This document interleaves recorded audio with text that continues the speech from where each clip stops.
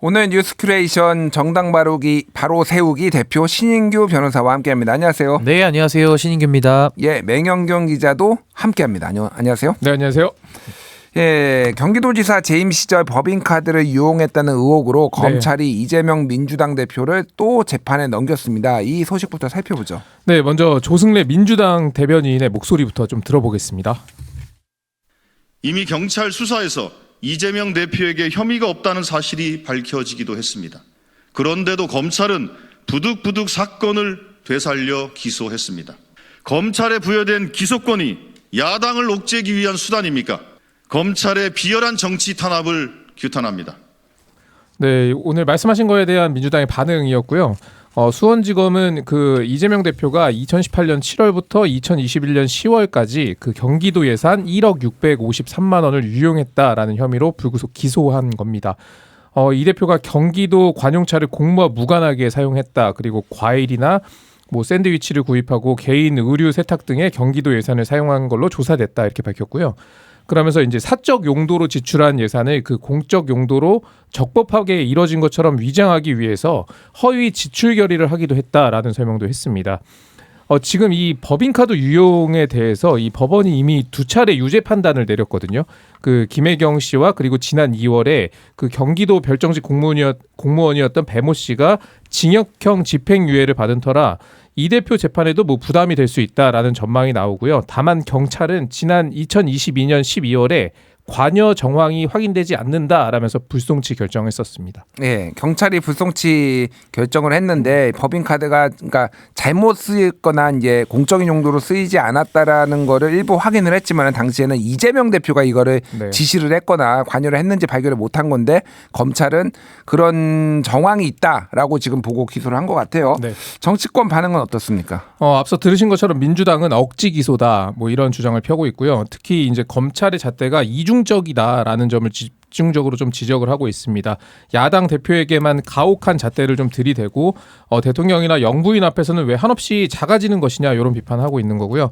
반면 여당에서는 그 박준태 원내 대변인이 그 이재명 대표 혐의가 하나 또 늘어서 그 동시에 5건의 재판을 받게 됐다면서 많은 죄명이 쏟아져 나와 그 내용조차 기억하기 어렵다라고 논평을 했고요. 한지아 수석 대변인도 경기도민의 혈세를 사사로이 썼다는 게 사실이라면 도덕적으로나 법적으로 심각한 문제가 아닐 수 없다 이렇게 비판했습니다. 예, 신인규 대표님, 이제 이재명 대표 사법 리스크가 이미 공직선거법이 하나가 나와서 현실화됐고, 그런데 이제 4개의 허들이 있다라고 얘기가 나왔잖아요. 공직선거법, 그리고 위증교사, 그리고 이제 쌍방울 대북송금, 그리고 이제 대장동, 백현동, 성남 FC. 이게 이제 한 재판이라서 요거는 하나로 이제 보면 되는 건데, 자, 5번째 허들이 생겼다, 이런 표현들이 나오더라고요. 좀 어떻게 보십니까? 그러니까 우선은 사실 검찰이 정치적인 기소를 한 거 아니냐. 그러니까 검찰만 기소 독점권을 갖고 있는데, 왜냐면은 윤석열 대통령과 그 측근들에 대해서는 혐의점이 있다고 국민들이 얘기를 해도 수사가 개시조차 안 되고 있고 이재명 대표 쪽은 수사가 엄정하게 하는 거는 좋은데 너무나도 과도하게 지금 수사권을 한쪽 편에다가만 집중적으로 사용하고 있는 거 아니냐. 그래서 기울어진 운동장보다는 거의 뒤집어진 운동장 수준의 지금 이런 편향성을 보이고 있어서 전 이번에도 이제 지금 이재명 대표 받아야 될 재판이 이제 5개로 늘어나는 거 아니겠습니까? 네. 이 업무상 배임이라는 범죄이기는 하나 여기에 대해서는 윤석열 대통령이 대통령실을 김건희 여사와 공유한 부분, 그러니까 이런 식의 권력의 사유화에 대해서는 그럼 어떤 잣대를 우리가 들이밀어야 되는지에 대한 의문점을 남기는 그런 기소 아닌가라는 생각이 듭니다. 알겠습니다. 발언 하나 살펴보겠습니다. 최민희 의원 발언이 화제인데요. 맹 기자, 발언 맥락을 함께 설명해 주시죠. 이게 이제 지난 16일에 이제 최민희 의원이 한 발언인데. 민주당에 숨죽이던 비명계가 움직이기 시작했다. 움직이면 죽습니다. 제가 당원과 함께 죽일 겁니다. 라고 이런 섬뜩한 얘기를 했습니다. 강한 발언을 했지만 지금은 어떤 정치 검찰과 맞서서 똘똘 뭉치는 게 중요하다. 이런 맥락이라고 했고요. 최 의원은 오늘 그 발언이 너무 셌다는 거 인정한다면서 민주당이 정적 죽이기에 고통받는 당대표를 지켜내리라 믿는다. 이렇게 밝혔습니다. 네, 이게 이제 오마이뉴스, 오마이TV 인터뷰에서 이렇게 얘기를 한 것 같은데 조금 본인도 좀 인정을 했어요. 좀 센 발언이라고. 근데 이제 즉흥적으로 이제 인터뷰가 들어가니까 좀 돌발적으로 나온 것 같기도 하고. 일단 신윤규 대표는 이 발언 어떻게 보셨는지요? 저는 이제 최민희 의원의 이 발언은 정치적 수사치고는 상당히 좀 과도한 지금 표현을 쓰고 있기 때문에 뭐 그것이 준비되지 않은 발언이니까 뭐 잘못을 인정하고 그냥 넘어갈 수도 있겠지만은 또 본심이 튀어나온 걸로 볼 수도 있는 거거든요. 저는 사실 지금 민주당이 지난 그 집회에서도 민주당이 주최한 집회이기도 하지만은 이재명은 무죄다 이런 식의 구호를 외치기도 했어요. 근데 이렇게 되면 오히려 이재명 대표의 지금 이 어려운 상황이 전 조금 더 어려워지는 거 아닌가라는 좀 우려도 들었고요. 지금 광장에서 필요한 메시지가 과연 이재명이 무죄다라는 것인지 아니면은 윤석열 정권에 대한 비판 내지는 민주주의의 회복 이것이 메시지가 돼야 되는지는 저는 국민들이 더 많이 동의할 수 있는 그런 광장의 언어를 쓰는 것이 맞지 않을까. 저는 그런 차원에서 최민희 의원의 이런 발언은 저는 매우 잘못됐다라고 저는 생각합니다. 그렇군요. 지난주에 맹영준 기자가 소개했던 한국일보 칼럼이 생각이 나네요. 윤은 윤이고 네. 이는 이다. 예, 윤석열은 윤석열이고 이재명이 이재명이다. 이 칼럼이 좀 생각나는 해석인 것 같습니다. 자, 반면 민주당 김건희 여사 특검 공세를 더욱 강하게 펼치고 있는데 민주당 지금 목소리가 어떤가요? 예, 박찬대 그 원내대표의 목소리 먼저 좀 들어보겠습니다. 김건희 특검 거부는 윤석열 정권 몰락의 신호탄이 될 것입니다. 빠르면 오늘 국무회의에서 거부권 행사를 건의할 거라는 전망도 나옵니다. 윤석열 대통령이 거부권 행사 시기를 간보고 있다는 보도도 있습니다. 네, 오늘 그 한덕수 국무총리 주재 국무회의에서 이 제2요구권 건의를 뭐 의결하면은 윤 대통령이 제거하지 않겠냐 뭐 이런 관측이 나와서 이런 얘기를 한 것 같은데요. 일단 거부권은 확실시 되고 있는데 언제 하느냐만 남은 거고 이런 상황이라서 민주당은 더 비판에 좀 공세를 강화하고 있는 상황입니다.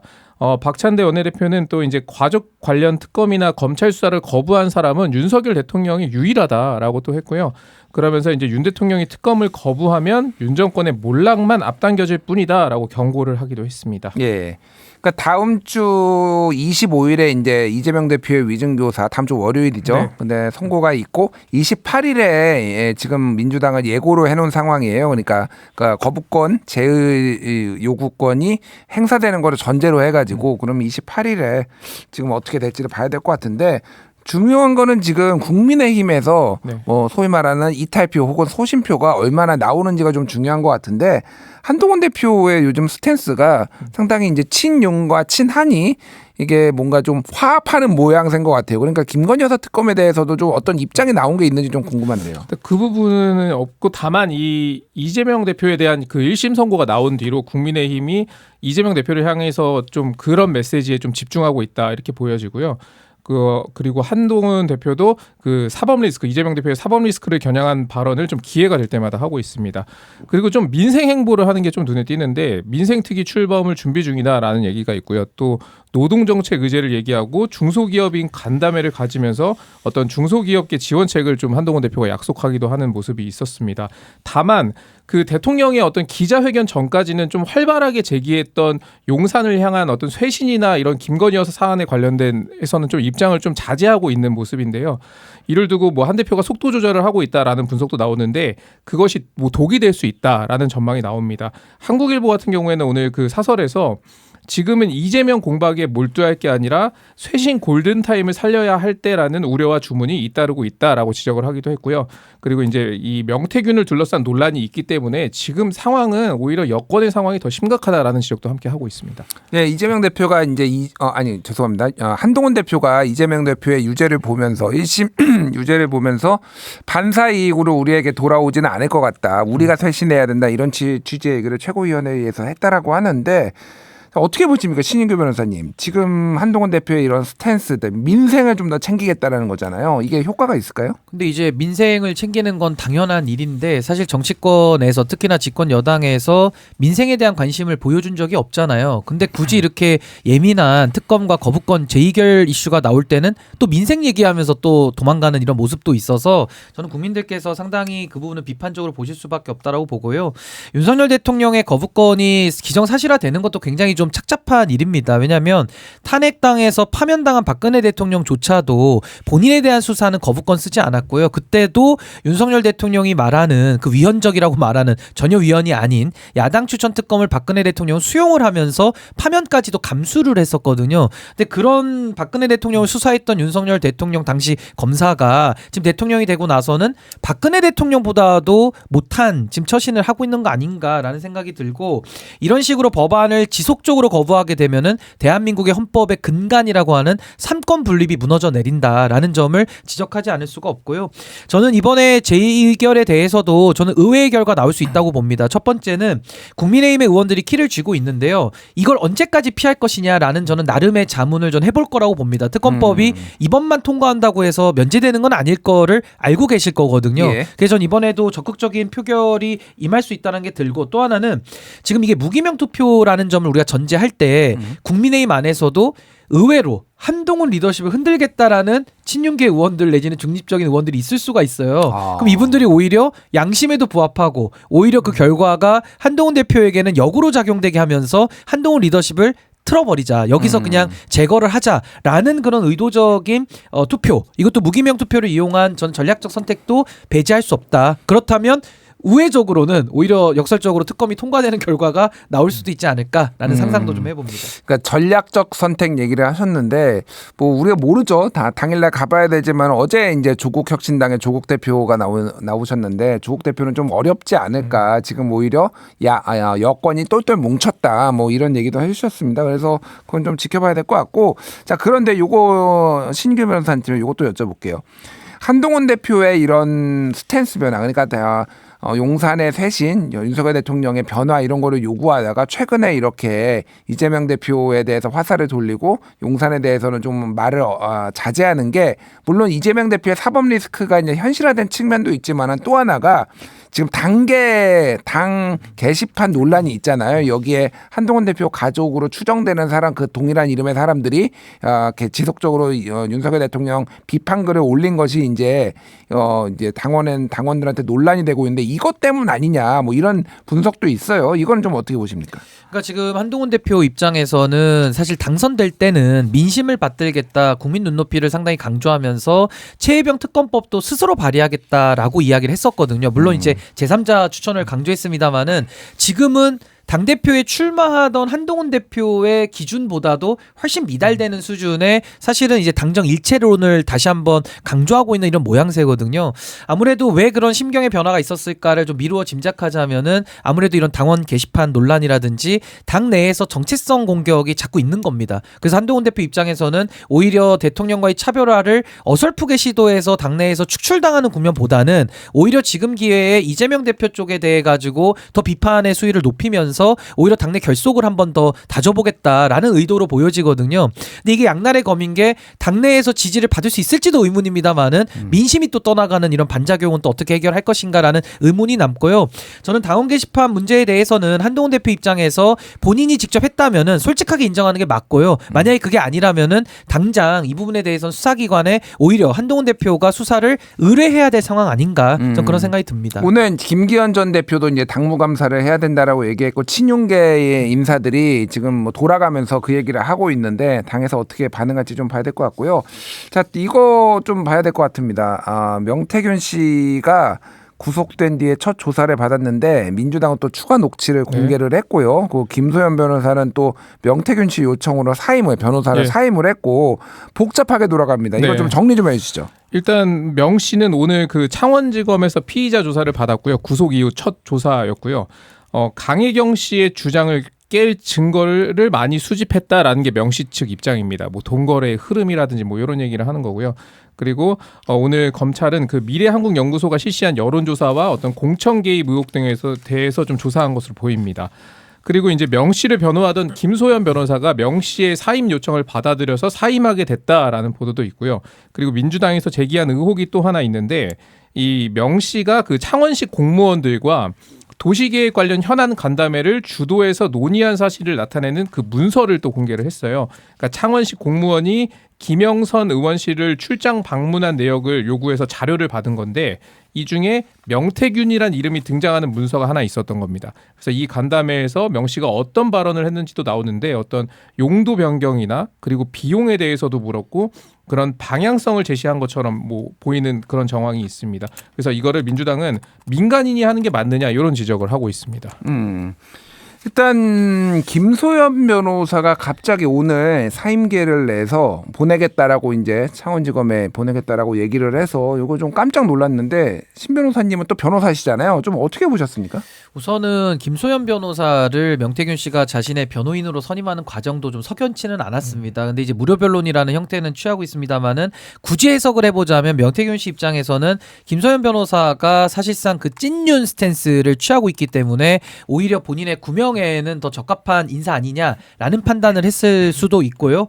또 하나는 이준석 의원이 뉴스토마토 박형광 기자와의 그 녹취록이 공개가 되면서 사실상 명태균 씨를 뒤에서는 좀 지목하고 다녔던 거 아니냐 이런 식의 좀 배신감이 작용이 돼서 아마 김소연 변호사를 변호인으로는 처음에 그 선임을 한 것 같은데 기왕에 이제 선임해서 진행하다 보니까 이제 본인은 구속이 돼 버렸고요. 이제 더 이상은 김소연 변호사가 변호인으로서의 책무보다는 본인의 사적인 이익을 위해서 이 변론을 이용하는 거 아니냐라는 이제 좀 의구심도 이제 명태균 씨 입장에서는 더 갖게 됐을 수도 있고. 사적인 이익이라면 어떤 게 있을까요? 그러니까 소위 말해서 이준석 대표를 저격하는 데로만 지금 이 변론의 방향을 집중하면서 본인도 지금 구명을 받아야 되지 않겠습니까? 지금 예. 결국에는 이 변호를 받으면서 본인의 형량을 줄이려고 지금 노력하거나 아니면 구속에서 면하는 게 지금 명태균 씨의 가장 제1의 목표가 될 텐데 거기에 지금 집중을 안 하는 모습이 아마 명태균 씨 입장에서는 김소연 변호사와 신뢰관계가 좀 해소되는 그런 면으로 좀 작동된 게 아닌가 싶고요. 또 하나는 정치자금법만 수사하다 보니까 김소연 변호사를 통해서도 방어가 가능하다라고 초기에는 생각했겠습니다만은 지금은 이제 공천 개입 사건까지도 창원지검에서 더 수사가 깊숙이 들어가고 있거든요. 그렇다면 조금 더 법리에 치중하는 변호사를 더 구하는 것이 맞겠다라는 나름의 판단을 좀 한 거 아닌가라고 저는 생각을 합니다. 알겠습니다. 자, 오늘 민주당이 공개한 새 녹취가 이게 조금 복잡하긴 한데 쉽게 얘기를 하면은 창원시가 이제 도시 계획 정비를 하는데 근데 이날 간담회에서 명태균 씨가 제1종 전용 주거지역을 제1종 일반 주거지역으로 이제 변경할 수 없는가라고 문의를 했고 이게 1조 원 가량이 더 든다라고 이런 답변들도 막 나오고 그랬거든요. 근데 이게 이제 명태균 씨가 일반인인데 이런 데 가가지고 이렇게 종 변경을 한다든지 이런 제안을 하는 게 적절한가 뭐 이런 의문이 좀 나왔어요. 근데 지금 명태균 씨의 이 이권 개입 부분도 좀 살펴볼 부분이 많은데요. 사실상 민간인이 공적인 업무에 지금 관여가 돼가지고 정보를 취득하고 의사결정에 관여했다라는 사실상 권력의 사유화를 지금 말하고 있거든요. 그렇다면 우리 형법에도 공무원 자격 사칭 범죄가 있습니다. 거기다가 공무원들은 공무상 비밀을 사실상 외부인에게 누설한 게 되기 때문에 이 양쪽 다 지금 처벌 가능성이 있는 거거든요. 그런 상황에서 명태균 씨가 사실은 지금 이런 이권에도 지금 상당 부분 창원 쪽에서 개입했다라는 의혹을 받고 있기 때문에 저는 창원지검에서 이제는 정치자금법과 공천 개입 사건 내지는 이런 이권 부분들까지도 더 수사 범위를 확대할 수밖에 없는 상황 아닌가라는 생각이 듭니다. 알겠습니다. 마지막으로 의대 증원 소식 살펴볼 텐데요. 박단 전공의 협의회 비대위원장이 의협 비대위에 합류를 했고 오늘 인터뷰를 했네요. 예, 박단 전공의 협의회 비대위원장 목소리 들어보겠습니다. 오늘자 CBS 인터뷰입니다. 내년이 되면 이제 정말 다 망하는 게 아닐까. 진짜 파국이거든요. 내년에 학생들, 전공의들 뭐 특히나 군 문제 때문에 입양을 하게 되고 나면 이 사태를 해결하고 싶어도 해결하지 못하는 상황이 올 수도 있어서 네, 정부가 지금처럼 이렇게 강행을 하는 것만이 해결책은 될 수 없다라고 얘기하는 부분이고요. 그러니까 또 일본의 사례를 들어서 뭐 의대생들이 수업을 거부하자 한 해 모집을 정지한 사례가 있다라는 점을 들기도 했고 또 이제 최근 출범한 여야 의정 협의체에 대해서는 무용하다라는 평을 했고 또 한동훈 대표를 향해서는 해결 의지가 없다 이렇게 비판하기도 했습니다. 의협 상황이 굉장히 복잡한 것 같아요. 일단은 이면택 의협 회장이 지금 탄핵을 당한 상황인데 의협에서는 또 황주석 박단 임원 면직 처리를 뭐 하고 있다라고 해가지고 내부에서 지금 고통 정리가 안 되는 것 같은데 신인규 변호사님 일단은 전공의의 뭐 박단 위원장, 비대위원장이 완전하게 대표성을 띠는지는 잘 모르겠으나 아예 대화 자체를 거부하고 있는 건데 의협 지도부에 들어갔다라는 거는 좀 의미를 둘 수 있는 부분인가요? 아니면 여전히 똑같은 건가요? 그러니까 지금 의협 입장에서는 이면택 회장을 탄핵한 이후에 이제 비대위를 이제 설치를 했는데 거기 이제 박단 회장 전공의를 대표하는 분이 이제 들어가게 된 상황이거든요. 저는 의협 내부도 지금 상당히 좀 어수선할 수 있겠지만은 더 근본적인 것은 정부가 변화할 의지가 안 보인다라는 게 저는 가장 큰 걸림돌인 것 같아요. 근데 여기에 대해서 한동훈 대표를 중심으로 여야 의정 협의체를 만들려고 했습니다만은 야당도 지금 관심이 없고 거기다가 의사들을 대표하는 분들이 좀 들어는 가 있지만은 핵심적인 전공의들이 빠져 있기 때문에 이게 과연 해결이 될 수 있는 적합한 수단이냐라는 의문이 지금 계속 따라 붙는 거거든요. 전 이런 상황에서 정부가 의지를 보이면서 뭔가 변화에 대한 길을 터주지 않으면은 전 이 문제는 해결이 안 된다고 봅니다. 그래서 저는 지금 한동훈 대표가 노력을 해도 이건 지금 대통령이 키를 쥐고 있기 때문에 해결할 수 없는데 박단 위원장 말씀대로 이거 정말 내년으로 넘어가면 완전한 파국으로 가거든요. 전 여기에 대해서는 윤석열 대통령이 이 심각성을 좀 깨닫고 정부가 좀 변화에 대한 가능성을 보여주는 선조치가 좀 필요하다. 전 그런 입장 가지고 있습니다. 정부의 입장은 뭐 기다리면 우리가 이길 수 있다. 뭐 이런 식의 장관의 뭐 입장도 나온 바가 있어서 이게 참 강대강으로 가는 건 아닌지 그리고 국민들만 피해를 보는 거 아닌지